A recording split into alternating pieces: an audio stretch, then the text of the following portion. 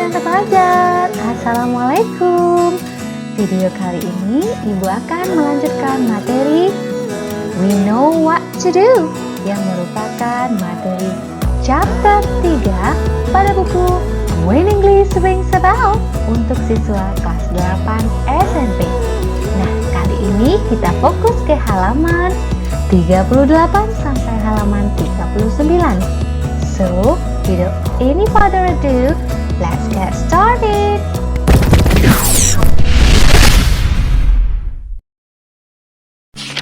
Alright, my students, silakan buka buku halaman 38. Collecting information, mengumpulkan informasi. We will work in groups. We will make many suggestions that the students in this school should do to be better students and better person. Kita akan bekerja di dalam kelompok. Kita akan membuat banyak saran-saran yang membuat murid-murid di sekolah ini harus menjadi lebih baik atau murid yang lebih baik dan orang yang lebih baik. Nah, artinya kita akan menggunakan membuat suggestion tentunya dengan penggunaan should yang sudah kita pelajari, modal should. Here are what we will do. First, we will make a list of things that we should or should not do as a person and as a student. Second, every one of us will handwrite the work on a piece of paper. Finally, we will share our suggestion to the class. Berikut apa yang akan kita lakukan. Pertama, kita akan membuat daftar hal-hal yang kita harus atau tidak harus lakukan sebagai seorang murid atau seseorang. Kedua, masing-masing kita akan menulis tangan pekerjaan di selembar kertas. Terakhir, kita akan membagikan saran-saran kita ke kelas. We will use a dictionary. We will spell the words and use the punctuation marks correctly.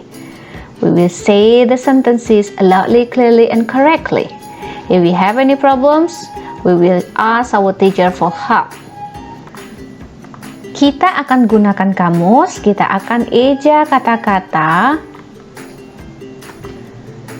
dan menggunakan tanda baca dengan tepat. Kita akan mengatakan kalimat dengan lantang, jelas, dan dengan tepat. Jika kita ada masalah, kita akan meminta bantuan guru kita. Oke. Alright, murid ibu, fokus kita kemana tadi? Kita akan membuat daftar apa yang harus dan tidak harus kita lakukan sebagai murid atau seseorang. Nah, tujuannya yang harus dilakukan untuk menjadi murid yang baik dan yang tidak harus dilakukan untuk menjadi murid yang baik. Nah, kita bikin listnya ya. Di sini minta membuat list. Oke, ibu masuk ke list contohnya seperti ini. Oke. Nomor 1, apa yang harus kita lakukan untuk menjadi murid yang baik? Oke, kira-kira apa yang akan kita lakukan? Nah, jangan lupa kita menggunakan modal should. Oke, contohnya mungkin we should study hard. Nah, ini subjeknya.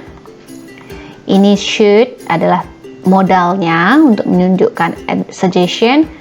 Kemudian study adalah kata kerja. We should study hard to get a good mark misalnya. Kita harus belajar dengan tekun untuk mendapatkan nilai yang bagus. Yang tidak harus kita lakukan apa? Ayo. Kalau tidak harus berarti kita menggunakan not. Nah, yang tidak harus kita lakukan, we should, jangan lupa notnya, not. We should not be lazy as a student misalnya. Kita tidak harus malas sebagai seorang murid. Nah, mana should not-nya ini adalah penanda modalnya. Di sini karena dia adjektif, ingat materi kita sebelumnya, kalau dia adjektif, maka kita harus menggunakan kata bantu be sebagai kata kerjanya. Oke, nomor 2. Ayo kita bahas lagi. Contohnya, kalau ke sekolah kita harus datang tepat waktu, maka kita bilang we should come on time. Nah, mana subjeknya? We, ini modal should untuk menunjukkan suggestion, dan kata kerjanya come. Nomor 3, apa yang harus kita lakukan untuk menjadi murid yang baik? We should, selalu besar tulisannya, kita kecilkan dulu. We should be, kita harus, should be, sebentar. Oke, be apa ya? Oke, be kind to everyone. Kita harus baik ke semua orang. Nah, everyone. Should be. Kenapa menggunakan should be? Karena kind ini adalah kata sifat. Maka jika ada kata sifat, kata kerjanya berupa be. Oke, so nomor 4. Kamu kasih contoh sendiri lagi ya. So, ibu udah kasih 3 contoh apa yang harus dilakukan seorang murid untuk menjadi murid yang lebih baik. Nah, yang tidak harus, tuliskan di sini. Kamu coba ya. Atau ibu kasih 1 contoh lagi. We should not. Nah, kita tidak harus. Oke, kecilkan dulu. Take our friends book without permission. Oke, ini contohnya. Kita seharusnya tidak mengambil buku teman kita tanpa izin. Should not merupakan modalnya untuk menunjukkan, memberikan suggestion. Take merupakan kata kerjanya. Oke, you get the point. Nah, nomor 3 dan nomor 4 silahkan dilanjutkan. Alright, so kita kembali ke buku halaman berikutnya, reflecting. Kita melakukan reflecting ya, mengulang, mengkaji apa yang sudah kita pelajari. We will work in groups to reflect on our learning. We will discuss to complete the statements in the book.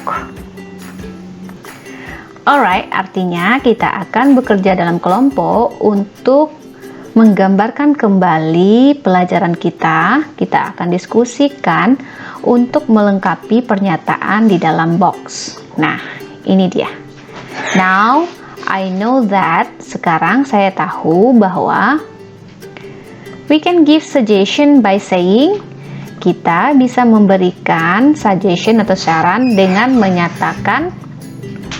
Nah, contohnya dengan menyatakan atau mengatakan dengan kita kecilkan modal should untuk yang positif, dan kalau untuk yang negatif dengan menggunakan should not. Nah, kalau seandainya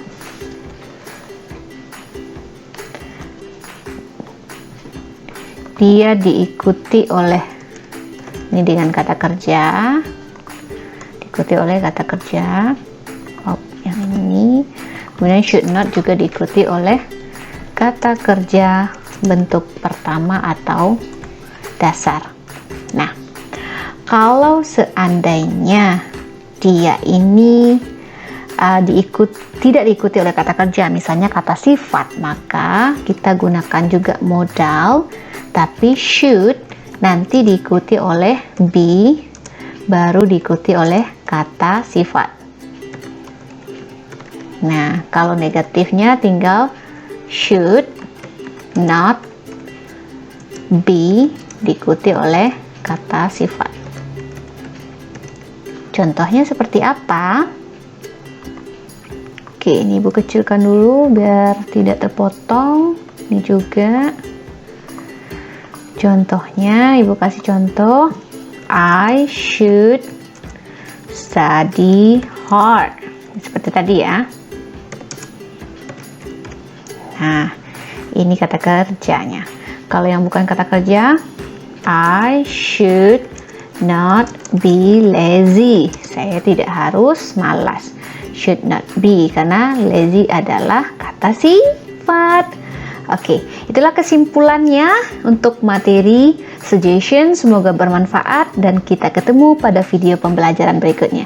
See you, bye-bye. Assalamualaikum.